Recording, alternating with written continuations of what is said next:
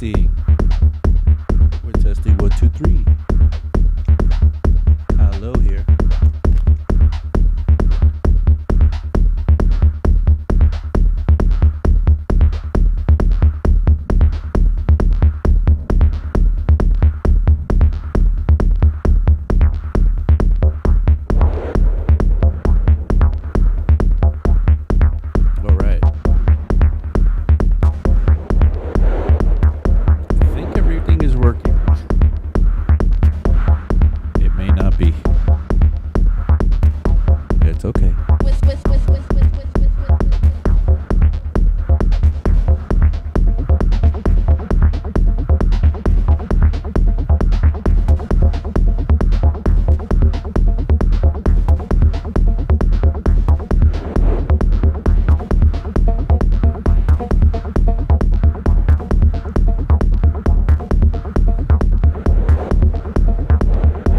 Snuck up on me today.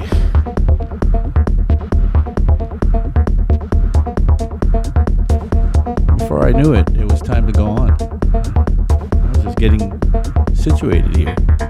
Just sitting down, getting ready.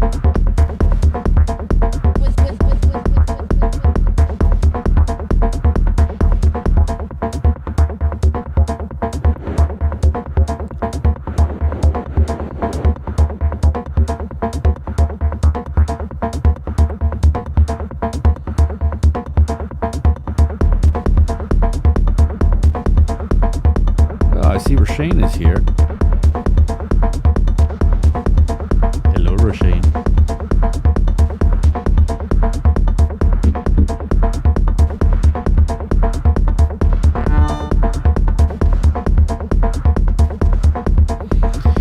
Martin Crockett wins the award today for first on the stream.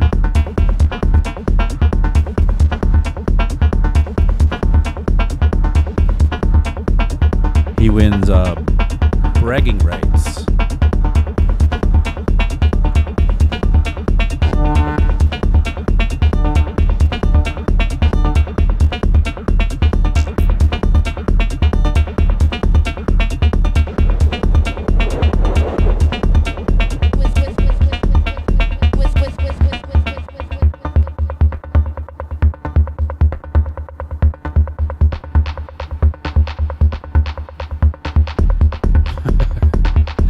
Got the medal. Wear it proud, Martin.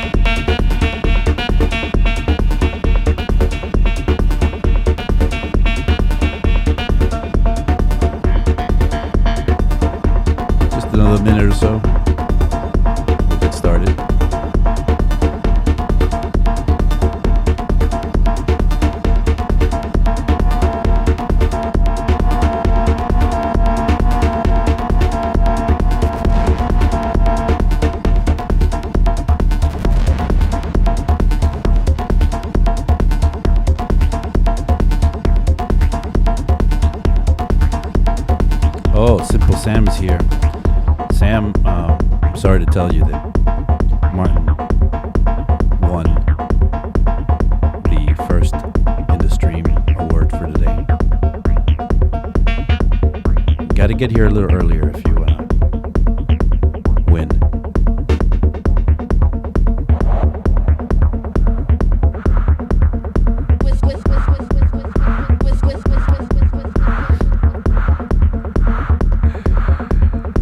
Super.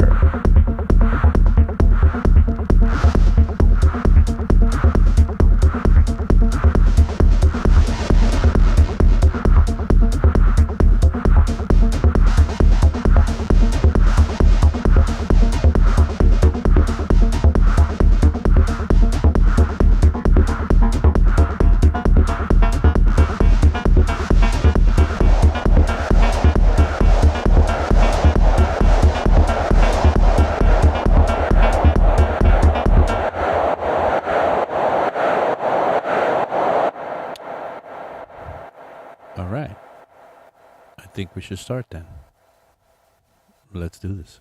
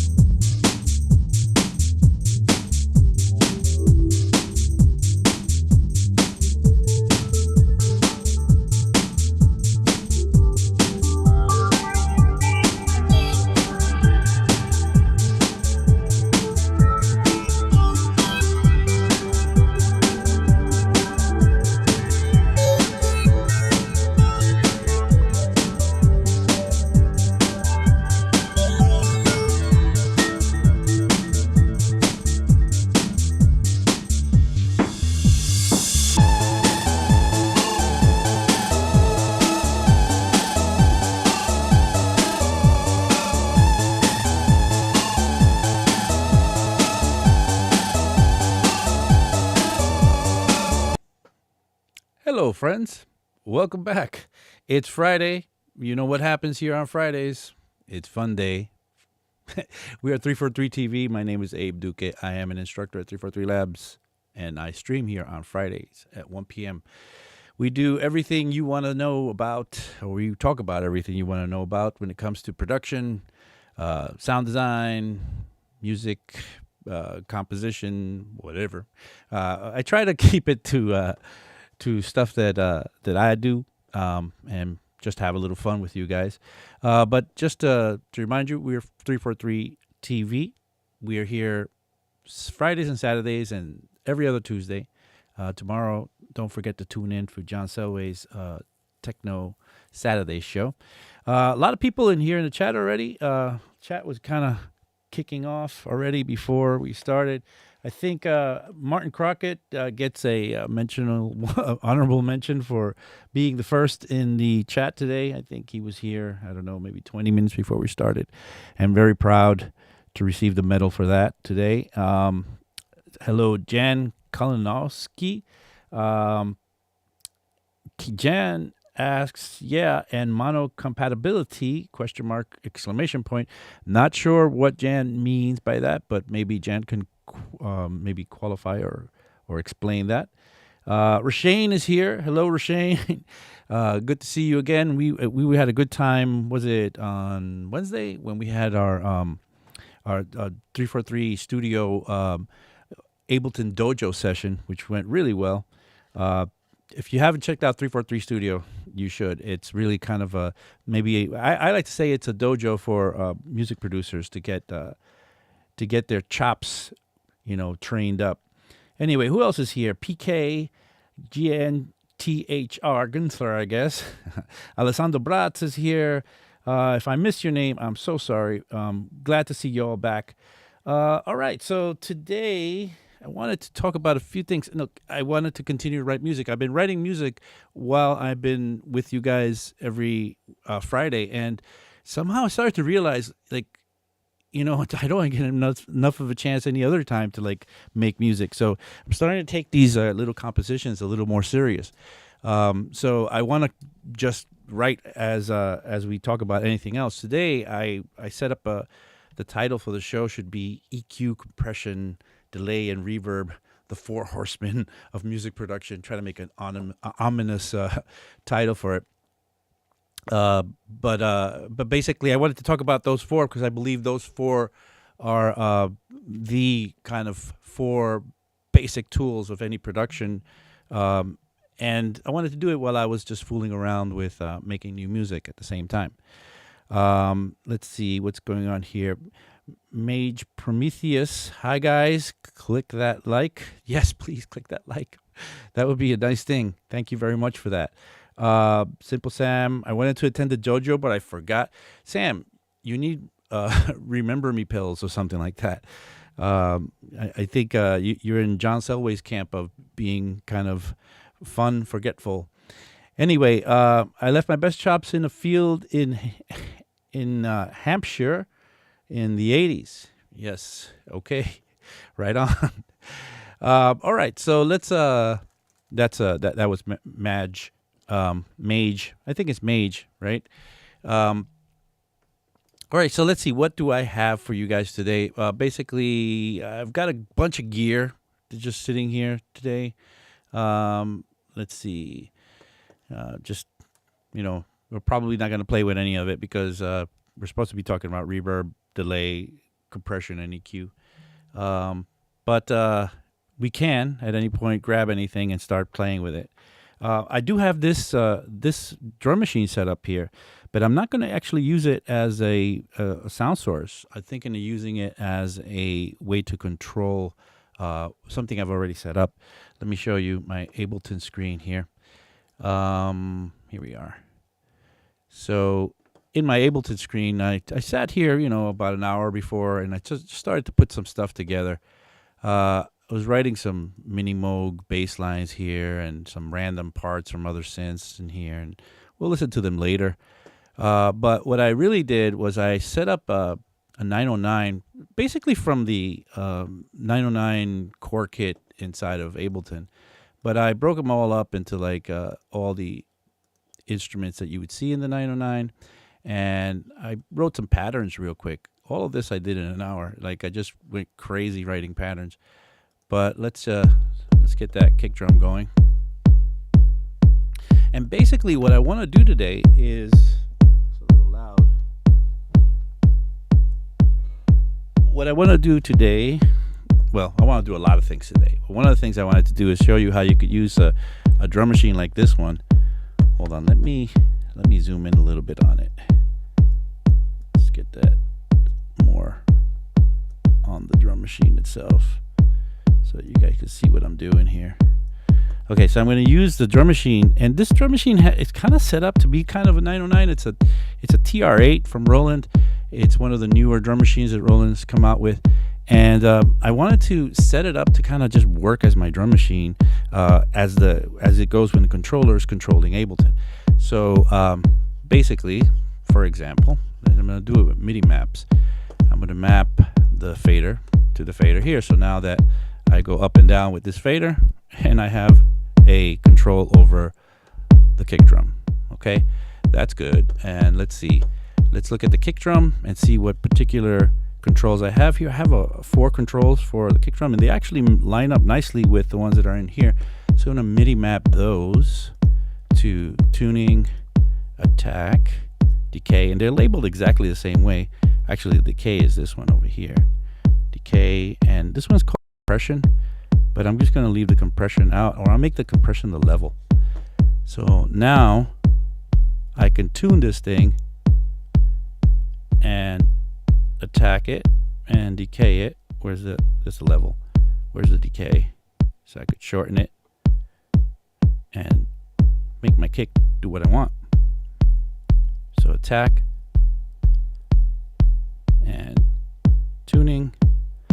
Now let's move over to my snare. Got a snare going on there. Same thing. Got the controls ready to go. Gonna map them out. Gonna map out the volume control, and then tuning is here. Snappy right here.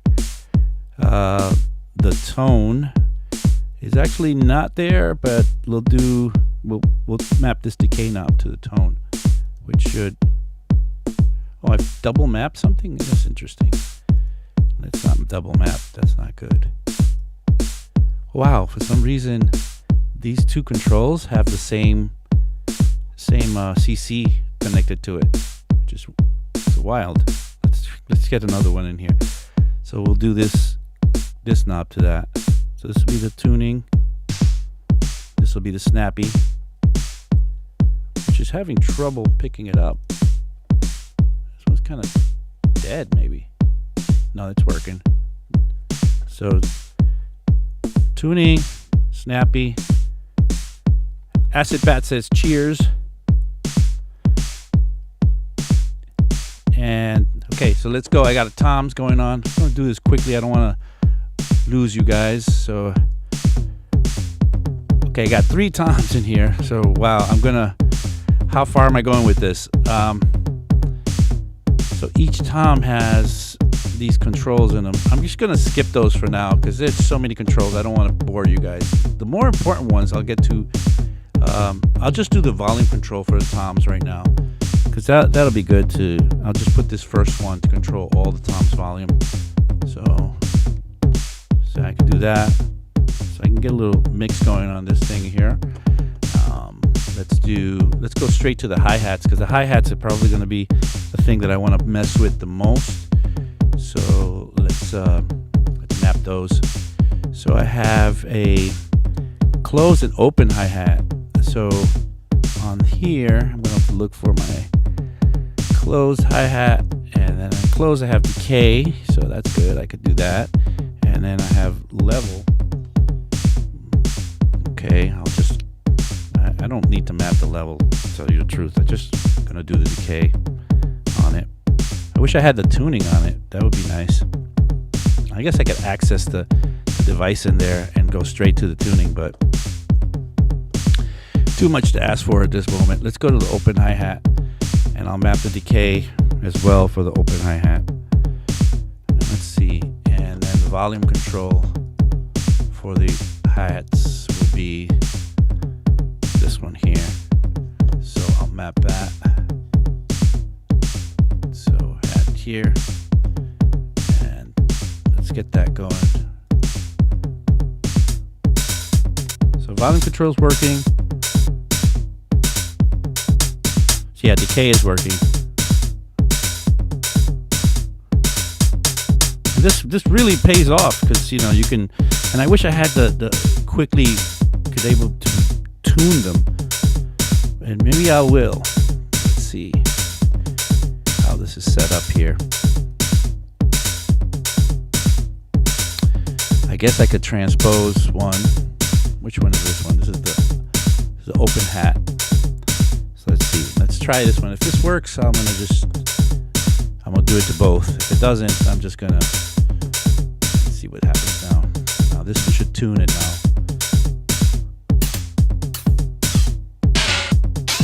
The range is too high, so let's change the range on that tuning. Wow, I have so many.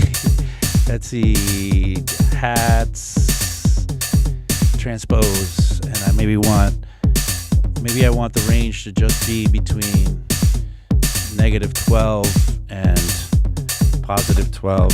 So right now I can have a range of -48 and +48. I gotta open this up a little bit for a moment, and I'll just have 12 on the top part.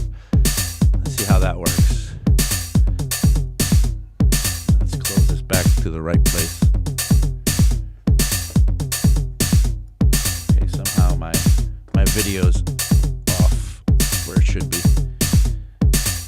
Okay, so now I should be able, yeah, see, I can tune now.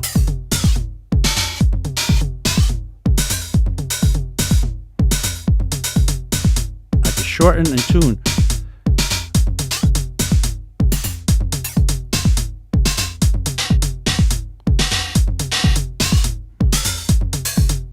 Okay, that's cool. I could do the closed one, but I'll leave the closed one as it is for now, just to have a little fun. But the one that I really want to be able to tune, which is indispensable, because this is what everybody tunes all the time, and I think it might already be set up here, is the tuning on the ride. That tuning on the ride is a lot of fun to play with, so let's get that tuning set up right there. Okay, and let's get the volume control on the ride here on the fader, and let's make sure that all the volume controls are mapped. I think the one on the claps is not mapped, which is the one. The claps is here. And what else do I have? A rim shot here, and that's the rim shot. So I'll map that. And is there anything missing? I think all the mappings are done for the moment, and let's see what happens now.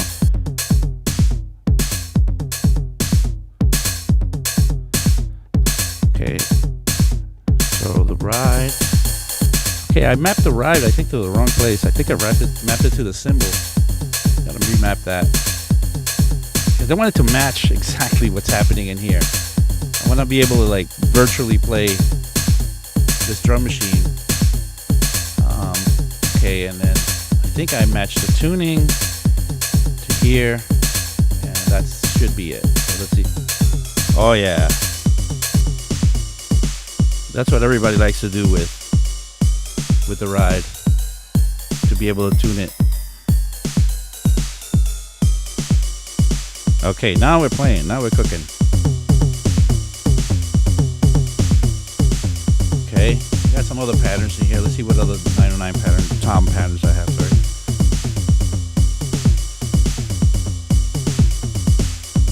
I'm gonna have to. Did I map the rims? I didn't. Yeah, I did map the rim. Let's get some rim in there.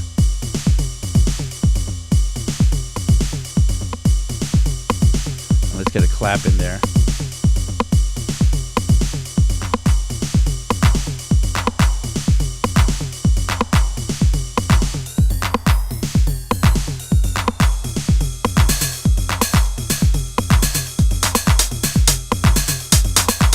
So much expression when you can map these individual things, especially on a drum sound.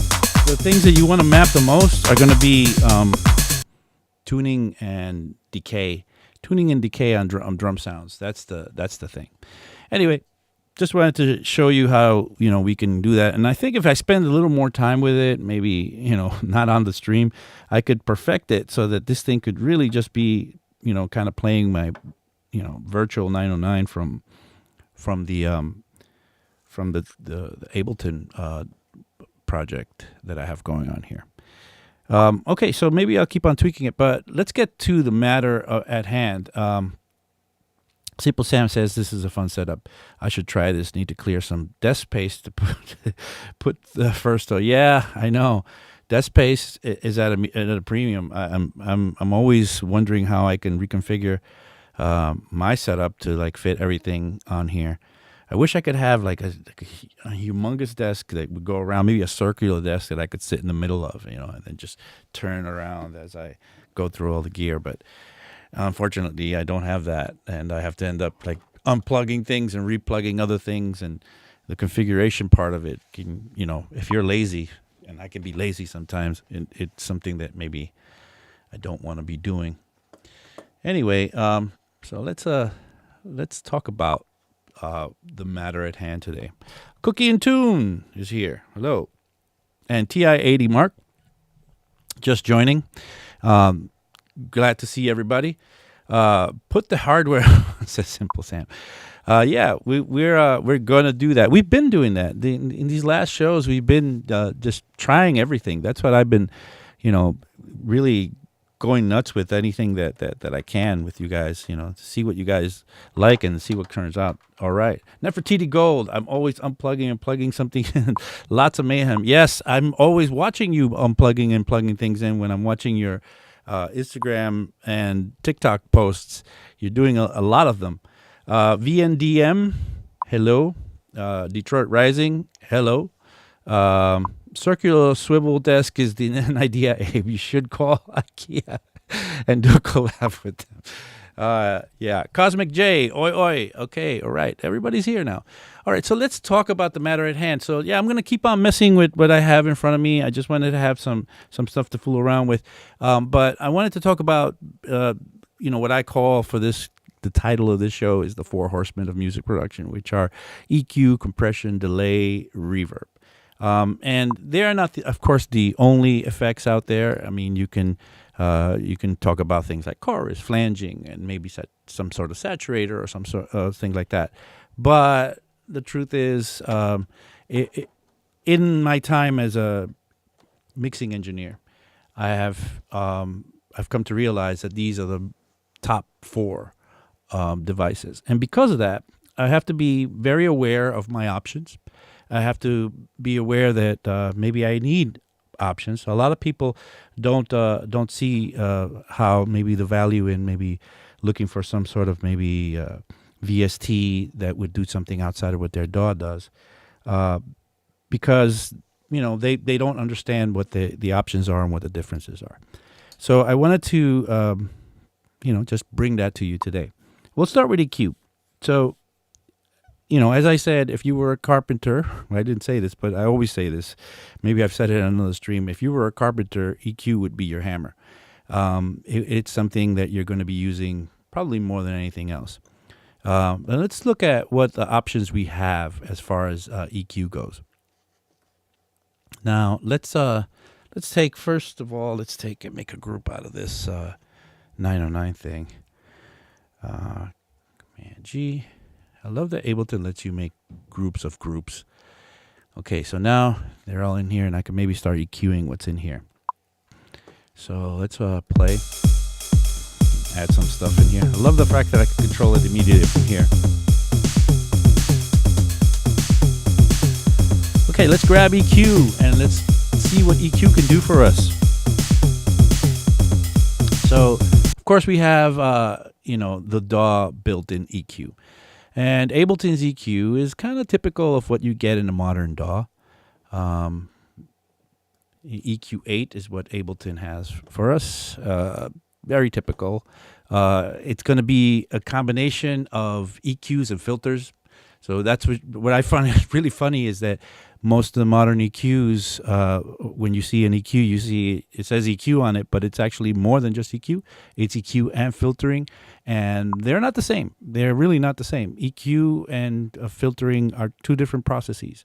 So, be aware of that. And I've gone into it in other streams, showing you the differences and maybe even the perils of using one without knowing that it's not like the other. Like, for example, trying to filter a low end on something and not realizing that when you filter, you have consequences at correlated material, meaning other material that is in another part of the track will get affected by the phase cancellation issues that EQ would present. Simple Sam says, but wouldn't an EQ be more like a saw? No, the saw is the compressor. Okay, the compressor is the hammer because you knock things down, and the EQ is like the saw because you cut into the frequency spectrum. Okay, are you happy with that, Sam? The compressor is the hammer. Yes, you're right. The compressor is the hammer. Okay, so the saw, which is the EQ, the modern EQ comes with a few patterns. This is very typical. It comes with a couple of filters, so usually a high-pass filter, a low-pass filter, and maybe a couple of versions of that. On a better EQ, you can probably have a better use of that, where in this case you only get like a 12 and a 48 dB per octave filter. In something like a fab filter, which I'll just pull in right now because we're going to be comparing it to these things. So a fab filter EQ is something you buy, and it's going to cost you some money, but it's going to be a little bit more efficient, and you're going to be able to do a lot more things with it. So in the case of the fab filter, yeah, you have the patterns that you had before. So let's see the shapes. So you have these, but you have a couple of other ones that the built-in one doesn't have, like a tilt shelf and a flat tilt. But even in the one that we're looking at now, which is a low cut, and on the other side I have a high cut. But looking at the low cut, we can choose a number of slopes all the way from 6 dB per octave to, well, a brick wall, which is looking like that. And this is the 48 dB per octave is the only thing you get in a DAW EQ like Ableton, and in something like a fab filter EQ, you're going to get a lot more choices for what you can do, and in the fact that you can go all the way up to a brick wall or 96 dB per octave, versus even the fact that you can go to 6 dB, which is a very, very light EQ, a one pole EQ. Okay, so that's possibility. And so, yeah, so familiarize yourselves with all the patterns. I mean, they're all very basic. Shelf, all the filter patterns. The bell is very important. The parametric setup here with the bell, where you could push amplitude or pull it down. A lot of people confuse this, for example, with a notch filter, which it shouldn't be confusing with, because the notch filter, yeah, it looks a lot like it, but it's not. A bell can do this. A notch cannot go up and down. A notch has to go all the way to infinity and beyond. Gunther says, "Who needs 96 dB per octave?" Yeah, bro step producers need it. That's for sure. Hey, now you get two in live. Yeah, there's another channel EQ and an EQ called the EQ3 that also in live. The Cookie and Tune says, "I'm dealing with the same issue as I learned how to use filters. Still kind of go by trial and error." Yeah, that's what I've done for most of my career. Go through by trial and error, but yeah, understanding that basically, just let me just clear it up. EQ is a function of amplitude. Filtering is a function of phase. Filtering phases out the sound and eliminates it completely. So when you have a filter, whatever on the other side of the cutoff is completely obliterated. It's phased out. What's happening in here is that you're able to raise and lower the amplitude. This is a different story. Different story from here to here. And there are implications. I've done that demo a few times where I've showed you guys like just playing a sine wave, and having a copy of it and then putting a filter on one and getting closer to the fundamental. And as you get closer to the fundamental, both of them disappear because of phase cancellation. Simple Sam says, "I meant the 4x and 1x, so it's like 12 dB and 48 dB. Yes, correct. On Ableton, it's 12 and 48 dB per octave slopes that you get for the EQ. So yeah. So that's those are your options. Or if you're using Ableton, also make sure you put it in oversampling mode. Oversampling mode is some people overlook that. I don't realize that is actually a thing, and it's actually a better quality to go with oversampling mode. Okay, let's talk about other things that could be different in one of these EQs. Well, when you push amplitude with Ableton's EQ, you can't push. I think you could only push up to, 15 dB. That's the maximum amplitude you could push or cut. I think cut 15, push 15. With something like a Fab Filter EQ, you can go all the way to 30 dB per octave. 30 dB, not dB per octave. That's for filter talk. And you can cut 30 dB. So lots more, latitude, or in this case, vertical push and pull when it comes to decibels. So that's another reason. Another reason, and I want to get to this quickly because I want to keep on moving to other devices.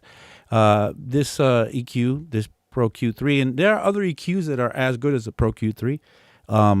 This one has a mode that's linear phase, which the Ableton EQ or most of the EQs that you get in the DAW are going to be zero latency EQs.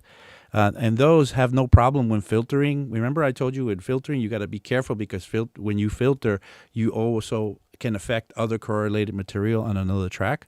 Well, the linear phase EQ eliminates that problem. It does add a little bit of latency, but it eliminates the problem. So a good thing to do is to use that if you are scared of maybe canceling out some other material. It happens more than you think. It happens way more than you think. All right, so looking at that now, what else is there that's really good in this? Well, I think the graphics are better and whatever, but I think I've already covered quite a great amount of reasons why it's better than a regular EQ or the EQ you get in your DAW. I'm in Logic Pro. You get linear phase EQs. Yeah, Logic Pro, I have to say, I've been very impressed with what Logic has been doing with their devices on, and I'll bring that up in a little bit when we talk about some of the alternatives that they give you. Logic Pro really has gone the extra mile to give you some of the, and the funny is that they've chosen some of my favorite EQs and compressors to add. So let's I'll get into that later, but yeah, I agree. Logic is, or I want to tell you, Logic is probably going to be friendlier in that sense to the consumer with the devices that they give. This EQ in Ableton is okay. It's adequate. It's not the best. So if you're using Ableton, you might want to think of upgrading. And this type of EQ, we call this a kind of a transparent modern EQ. This EQ would mean, it would just try to do everything it can without adding too much saturation or too much harmonics that are not there. And the Pro Q3 would be a great substitute for that because it's this, but much better, much better. Now, in EQ, you also have to think mid-side EQ on kick. Can you explain? All right, we can explain that for a bit. Now, mid-side EQ, and the DJ Z-Zone wants to know what mid-side EQ on a kick could be. That would be kind of problematic. Let's just go to our kick here and play it and solo it for a bit. So that would be kind of problematic, I think, if you, to use or maybe wouldn't be that great to take an EQ. And let's just take Ableton's EQ and drop it in mid-side mode. So mid-side, what it means is that it's going to EQ the material that comes out of two speakers, meaning left and right at the same time, like anything like a kick should be, versus what's going to happen here and not here. So stereo. So some people call it mono stereo. It's not exactly accurate to say mono stereo. Mid-side is accurate because it's two channels. It's dual mono, really. So left, right, putting out the same information that is registered as mid. So that would be EQ'd in that mode. And when you switch it to side mode, anything that's on the sides, meaning that's here and not here. So when we use the side mode, I'm going to switch to side mode. Oh, sorry. I can do things to the material only on the sides. For example, I can come here and roll off all of the sides. And now this kick, if it wasn't before, is completely mono, meaning any stereo formation is completely gone from it. One of the things that for a kick I like to do is roll off up to maybe 100, 120 hertz, all the stereo that may be in that kick on the subs, just to keep it from, maybe phasing in one way or another. So it's phase prevention, really, what you're doing here. So what I use a side EQ or mid-side EQ in mid-side mode for a kick would be to just roll off and make sure that this would be in mono. Now, let's have a look and see if there's actually any side information at all. Let's try to roll off all the mono or the mids. And if you roll off all the mids and there's nothing left, that means this was a totally mono kick. And it is. I suspect that this would be a totally mono kick. But you could have kicks that are not mono. They have even a reverb on a kick. Well, if it's a stereo reverb, will add lots of stereo even in the subs at that point. And that's why using a EQ in side mode to roll off the low end on a kick is really important, because you don't want to keep any stereo subs. Anyway, moving on from the by the way, it's about halfway through the show. My name is Abe Duque. I'm here at 343 TV. I stream every Friday at 1 p.m. Tune in tomorrow for John Selway's show at 1 p.m. His show is called Techno Saturdays. I don't know. Sometimes he calls it Electro Saturdays. So if he's doing electro, it's Electro Saturdays. If he's doing techno, it's Techno Saturdays. And Tuesdays, every other Tuesday, Tetro Talks, which also be at 1 o'clock. You're welcome, DJ C-Zone is thanking me for explaining a mid-side EQ on and that's good to talk a little bit about what mid-side EQ does on the kick. So we were continuing here. Let's talk about not non-vintage EQ that is maybe selected for or set up for to model an old EQ from days gone by, but a good one. And I'll grab a couple of them. Oh, sorry, Max Wild says, actually, John is not streaming tomorrow. We'll be back the following week, everybody. Just to make sure that you understand that. Tomorrow, John Selway will not be here. John Selway will be back the week after that. Just remember that. Sorry about the misinformation earlier. All right, so let's just look at a few. I'm just going to drop a few of my favorite vintage EQs on here to have a look. And if you want to have more and want to learn more, I teach mixing and mastering at 343 Labs, both in New York City and online. And I have classes. We have classes not only with me, but with everybody. We have so many amazing instructors. We have classes starting all the time. And if you want to have this, explained to you personally, be a great thing to go to our website, look at our class schedule, and maybe take a class with us. The thing you can't do with with watching a YouTube video is have somebody sit in front of you and have compassion with you and empathy and understand what your plight is and help you get to that spot.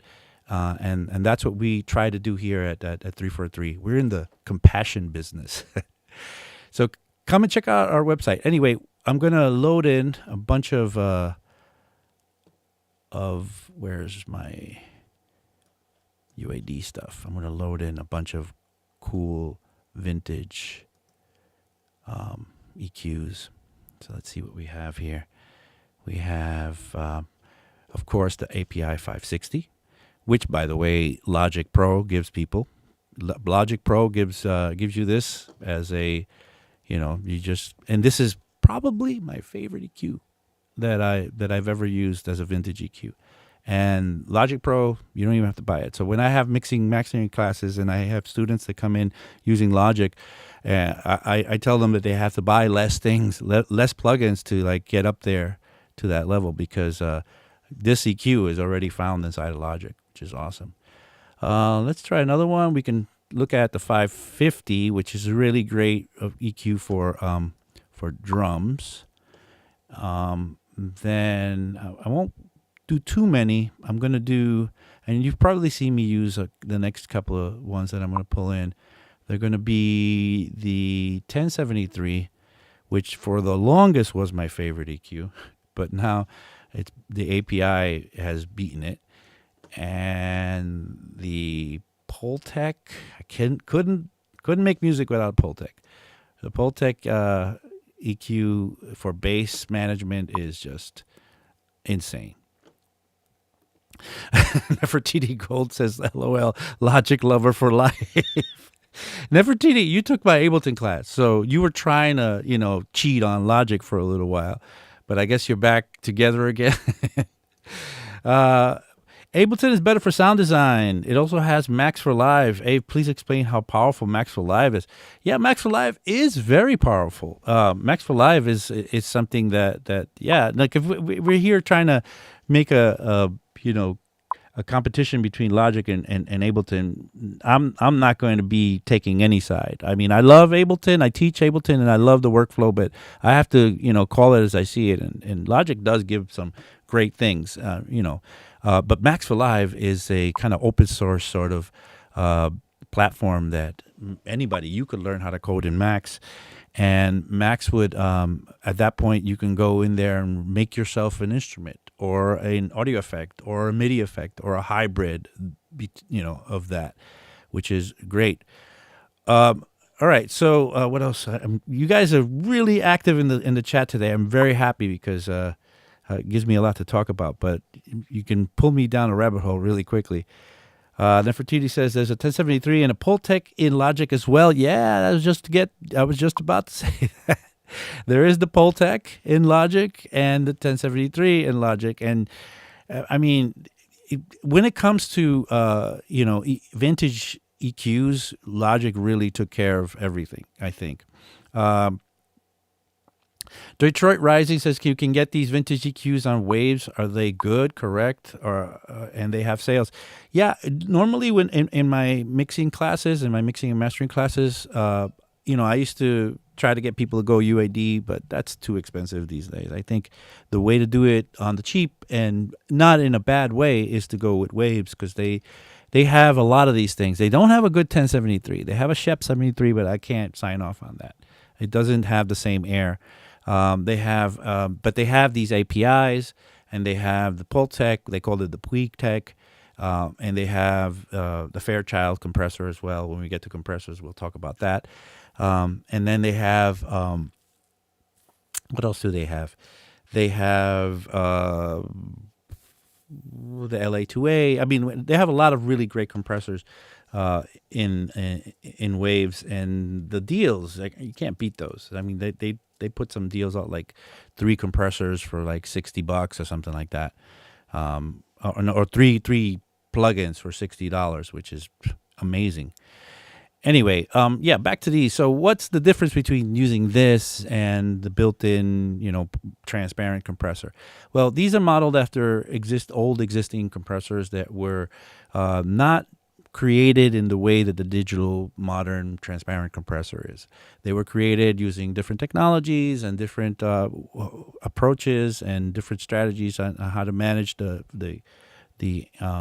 amplitude of the frequencies. And these are modeled versions of it, so they behave in the same way. They behave in the same way. Let's talk about the very different ones. So this one's going to be a parametric one. This has parametric power as well. This one I just pulled out because I know that a lot of engineers use this one for drums. It has a very nice asymmetrical EQ setup where, as you push if you pick a parametric bell, as you push the amplitude, it gets narrower and narrower as it goes up. So so this is a very musical EQ. So love this EQ. This one I'll leave for a second here, but this one here is what I like to add air and brightness to things with. So let's I got my controls here, and I could just bring stuff to. Let's just do that, and let's add some air to that and show you what I mean. So I'm going to turn this on, and you could hear some of. Let me add something that has more air to it, like the hi-hat.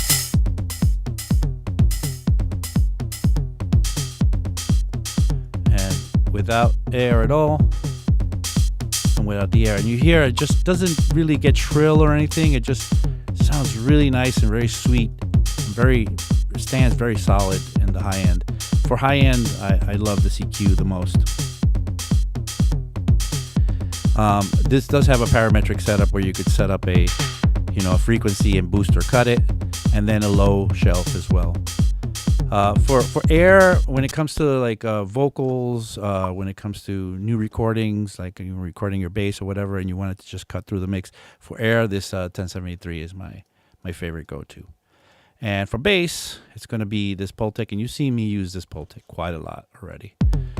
Where you hear that, I'm going to boost. It's 30 hertz. Ready? That's amazing.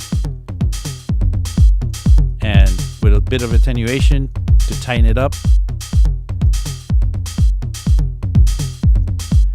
See, 60 hertz, a little more punchy. And you're like, oh, that sounds great. And then you turn it off and you realize what you had when you started. Like now, you're like, whoa, how did I ever... And as I said, I couldn't do dance music or anything bass music without this thing. This thing is lovely. So that's the Pultec. What else do we have? Oh, when it comes to this one here. So this was a graphic EQ.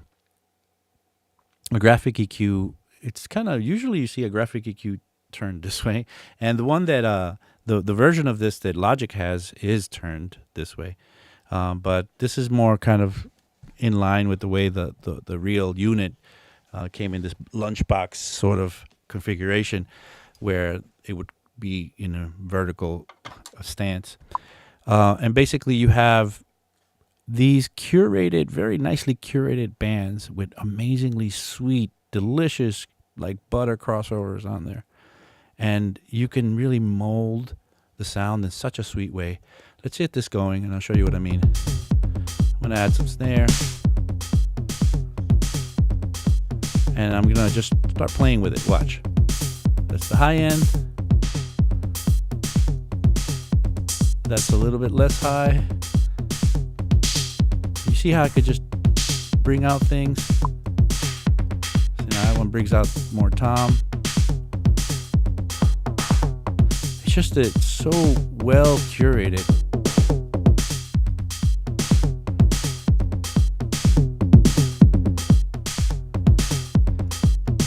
So pushing it this way adds amplitude. Pulling it this way takes it away. Look at that. Just pumps right and focuses right in on this very beautifully chosen frequency. So that little bit that doesn't look like much, if I turn it off, will sound like this. Let's turn this one off because that's the other one. See what it went from? That's the 560. Now in action. It just breathes life into... breathes life, really. So as far as the saws go, meaning if you were a carpenter, your EQ would be a saw. And that was, again, Simple Sam's idea, not mine. The EQs that I would really... these are my kind of desert island EQs. A good transparent EQ like the Fab Filter EQ, or I could live with something like maybe the Oxford EQ from Sonox, or there's a EQ called Equilibrium or Equality. Those EQs are awesome EQs for transparent modern EQs. I'm sure there's some that I'm not mentioning right now. But then for the other ones that I would need to finish off any production, it would be this API for sure, the Neve 1073, the Pultec EQ, and maybe the 560. I'm not sure. I'm not sure if the 560 would be. I could leave it if I have to. Sorry, I had to sneeze there. I had to hit the sneeze button. Let's look at what's going on in the chat. TI-80 Mark says a huge difference, so much punchier with the Pultec. Yeah. TI-80 Mark also says best tools for making music are the ones you have. Yeah, you're right. I'm not going to complain about that. I'm not going to, I'm not trying to give you VST MV or plugin MV here. But I do have to kind of, show you if there's a better way or something to shoot for. TI-80 Mark says such a huge difference. So much. Okay, we read that. Simeon Tanchev says I use the Waves 560 and is the UAD much better? No, it's not. I've compared them head on, and I use the UAD because I have it. But when I use it, it uses my UAD hardware, so it doesn't bring doesn't bring down my CPU on my computer because it doesn't use my computer power. But Waves one, I've compared it head to head, and they're very close. I actually think it's probably one of the best things that Waves gives you to get, and you can get them for like $20 if you look right and you look for a deal. Don't pay more than like $30 for them. Like $29 is the most that I would pay for it because those deals are definitely out there. Simple Sam says, when would you use passive EQ, Abe? When you have one. Passive EQ is it's a way, it's another strategy towards getting EQ done, active versus passive. And if you like a particular passive EQ, then you use that. I can't think of too many passive EQs right now off the top of my head, but I've heard some serious passive EQs in the past that I think some from Manley. I think I've heard a passive EQ from Manley that was really nice. But But if it just depends on how it sounds. I don't care if it's passive, active, graphic, you know, parametric, as long as if it's doing something special for you. DJ Emo says, uploaded my first video yesterday testing sound. Okay, great to hear that. All right, so so those are going to be the EQs that I really need, and I would get by professionally with. At this point, if I didn't have them, I could use what I have, but I'd be very much missing. Did I miss compression? No, we haven't even got there yet. I've just been spending so much time on EQs. Let's talk a little bit about compression now. NI has a passive EQ. That's correct. That's right. There's a passive EQ, the massive passive, right? And NI has the passive EQ as well. That's right. Let's go to a little bit of compression now. Now, compression, same story. The compressors are going to come in two flavors. They're going to come in transparent modern, and they're going to come in vintage. And the thing about compressors is that we have to, maybe we'll start talking about them today, and then we'll continue the conversation next week. But the thing about compressors is that the compressor was created in the 30s in order to manage overmodulations in AM signals on radio shows. So in the 30s, the radio shows were the only form of entertainment for anybody. So you had everybody listen to the radio for their entertainment in the evening. None of it was recorded. Everything was live. So there'd be broadcast from a studio, and it would be a radio play, or a band would come and play, or some sort of talk show or whatever, or the news. And this would be the entertainment for everybody. The compressor was created in order to prevent overmodulations, meaning the signal getting too loud so that it ruined the broadcast. So basically a safety net, just making it so that if things got too loud, a compressor, or the device that now became called the compressor, would control that. It was created with the technology of the era. So, tubes, I guess, at that point.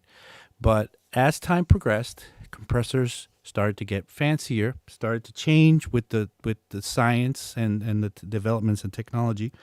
Transistors became a thing. There was some compressors started to use photovoltaic cells, the opto compressor, like the LA2A, for example. And all these compressors started to use transistors, like in the FET circuitry of the 1176. They started to use different technique to create the job of managing the dynamics or keeping the level lower. Each one of those different styles provided new unintended consequences, really. Although some of them were nice, they were not really. The job was to control the amplitude, but these tube compressors and the FET compressors and opto compressors started to give off these other byproducts that were really desirable because they sounded really nice. Some of them sounded warmer. Some of them were gluing things together, like in the case of the opto compressors, where your vocals get gooey and smooth. Some of them were really sharp at dealing with things, like the FET compressors. And all of these compressors, the main idea was really always to have the volume or the amplitude under check. If it went over a certain threshold, it would be pushed down. That was just the main idea, but they tried different ways of getting that done. But in the trying of different ways, all these different byproducts happen. And well, we end up now with like all these old choices, from FET to opto to VCA to tube compressors that existed in the past, modeled today, because they brought to the table things that were unintended but awesome. And because of that, we have compression today. And I would say that maybe 50% of the work of a compressor or what you get from a compressor, especially a vintage compressor, is is more the unintended consequences than the actual job of compression. The actual job of compression is important, of course. It has to be dealt with, the dynamic range management, but the unintended consequences, the stuff that it brings on top, that's the stuff. That's the stuff that we really get the pull in these compressors for. If not, we would take something like a Pro C from FabFilter or the compressor from Ableton or any modern compressor that's aiming to be transparent. And when they say this is a transparent compressor, they mean this compressor is not trying to add anything that wasn't there before. Like, it's not trying to add more harmonics, some harmonic series based on odd harmonics or even harmonics, or it's not trying to goop up the sound like the glue compressor can do, or make everything feel like it belongs. That is one thing, but a transparent compressor really just wants to get surgical. It wants to get to the job. So I think, just like EQs, we need both type of compressors. We need the transparent compressor, and we need a bunch of vintage compressors because they all do different things to be able to work this stuff.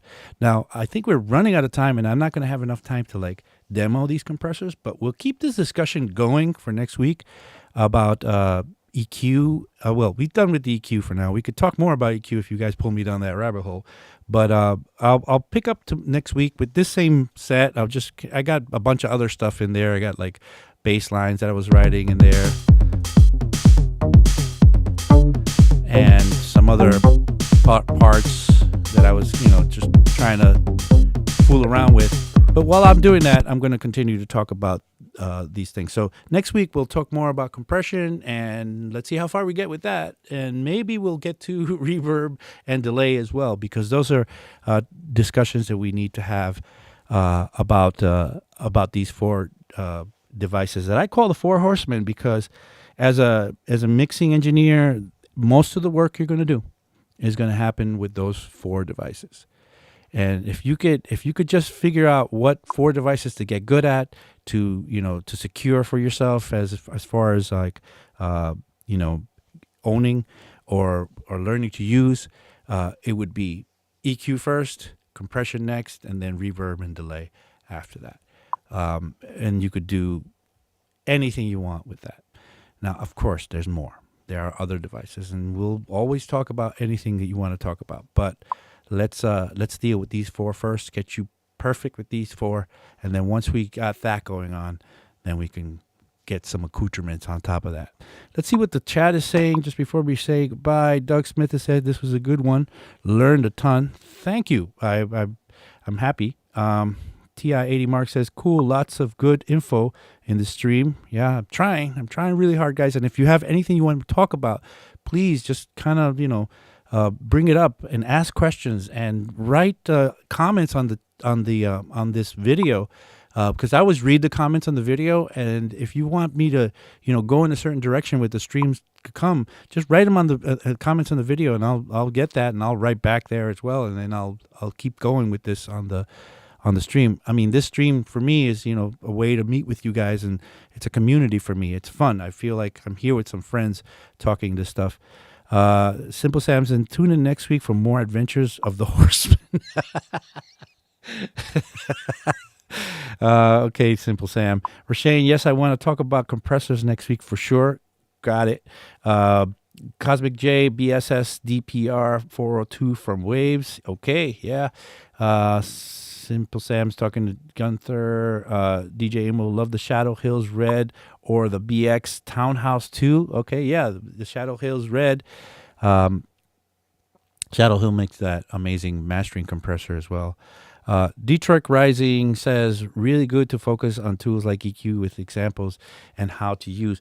Yeah, unfortunately, I only have an hour. And I thought that, silly me, I thought I could get through all four things in 1 hour. And we basically just got through just talking about EQ. Okay, if you do me a favor and write in the comments, and, I will monitor everything, and I'll make sure that I'll go in the direction that you all want me to go. This is our time, but I need to know what you want. All right. So with that, I think it's the end of our show. It's sad, but it's true. But we'll be back next week. Remember, you're watching 343 TV. We're here Fridays and Saturdays, not tomorrow, at 1 p.m. If you like what you see, please hit the like button, because I really, need that to impress my friends. And also maybe subscribe to the channel. I saw we got over 27K. That was amazing that we were able to do that. And also come to our website. Look at our class schedule. This is how we pay the bills. We love our community. We are here. I'm here with you guys. John is, and Tetro's out there, talking to you guys online. But we wanna see you in our classes as well. We want you to go there, check out a class, take it with us.